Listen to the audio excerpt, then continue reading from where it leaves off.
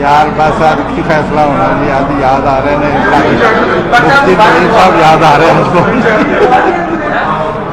बड़े कमजोर लोग ने, सच्ची बात है। इसे की करिए, असी तो बड़ा उन्होंने कहा तुम ऐलान करते चल नहीं है, एवं गोइयां जड़ियां ना पुछा दुनिया कोई उन्होंने हकीकत नहीं।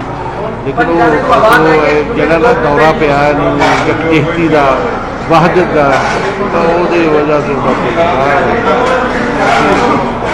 देखो 11 से 11:15 11:30 बस वो, हालांकि बड़ा क्लीयर सीगा भी नहीं है, सारे पिटन है, लेकिन हल है नहीं वो। बस वो इस गल से अड़िया नहीं जी, नहीं गोइयां आ गई, दोनों कमेटी आ गई, वो आ गई, वो आ गई। देखो चंद खाता नहीं।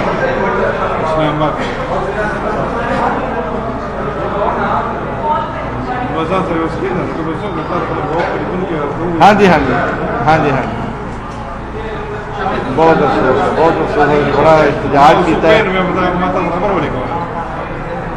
सही गल है, सही गल। पहले बड़ा अच्छा से, अज बड़ा याद सारे कर रहे हैं, सारे याद कर रहे हैं। पहली कमेटी को याद कर रहे हैं, तो मुफ्ती साहब उन्होंने बड़ी जरूरत सी, बड़ा क्लीयर गल कर देंगे, परवाह नहीं करनी। अल्लाह ताला की बख्श है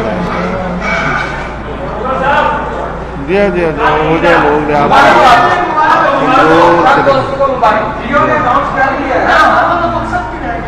ओके